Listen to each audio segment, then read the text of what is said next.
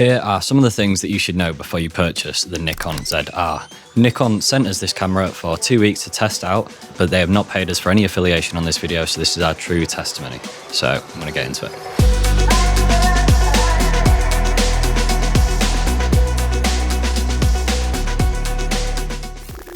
So the first thing you're going to notice about this camera is its huge 4-inch screen. This is something that I absolutely love about this camera, and it's something that I hope other camera manufacturers are going to start to adopt over the years. The next thing is its really quick power on and off time, as well as its switching between photo and video mode. This is pretty instant and makes it really easy to just get that quick shot whenever you need to get it. The third thing that I love about this camera is its price. You can pick this thing up for a little over £2,000, which compared to other cameras in its weight class is really, really cheap and affordable. It makes a really good camera for freelancers. Here are my 3 favourite things about the Nikon ZR. First of all, it's got to be the form factor. It's super small and light, making it perfect for a full day shoot. Second on the list, it's got to be the 7.5 stops of image stabilization. For such a small compact camera with a full frame sensor, it's hard to believe they packed that into this. And last but not least on my list is the dual base ISO. So you can shoot at 800 or 6400, and that is gonna give you a nice clean image even when shooting at night or indoors. But yeah, it's a pretty good camera. So the top 3 things I love about the Nikon ZR. The first one is the huge monitor that it's got on the back. It's 4 inches and it completely stops you from having to rig up an external monitor like you might have to on a cine camera typically. Second one for me is the full frame sensor that it's got, which is just way more capable than any sensor that you get that's a little bit smaller, like an APS-C or a Micro Four Thirds. So the fact that it's got this red raw cine codec means that you can potentially pair it up with other red codec cine cameras, using it as a bit of a crash cam or on a gimbal. Just the fact that it's so small, it's got that capability inside, it's absolutely brilliant. Now onto a few things that I maybe don't like so much about this camera. So the first thing is the body itself. It's small and lightweight, which is great, but things like having barely any handle on the front and this kind of annoying joystick on the back just kind of makes it not sit very well in your hand and doesn't feel super sturdy. It also only has 3 customized buttons on the top, which is fine if you're shooting kind of lower quality video, but when you're going into cinema grade, you want to be able to just access things as soon as you can rather than having to go through the menu.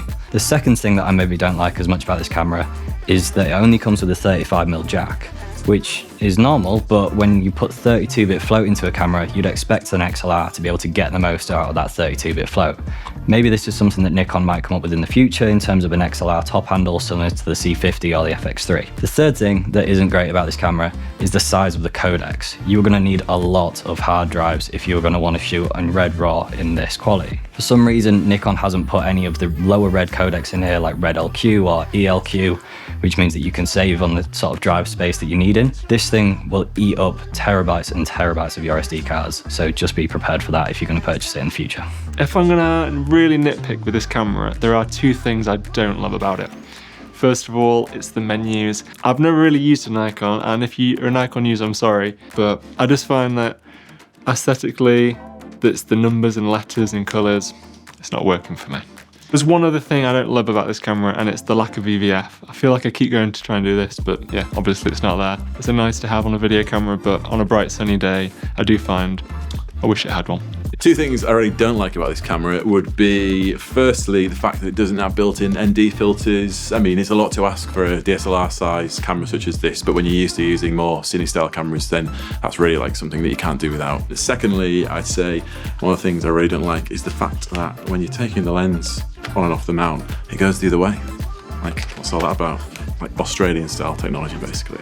And the last thing I want to talk about is 3 things that I would change as soon as you buy this camera. The first one being turning on view assist. If you're going to have such a big screen, you might as well make the most out of it rather than shooting in that milky log format. Turn on view assist, it allows you to see true colour through the monitor. The second thing is turning it from SDR to log. This camera comes in SDR as standard, so if you want to change it to log to get the most out of your colours, you can really make everything pop in that grade. And the third thing is turning the customizable buttons into something actually useful.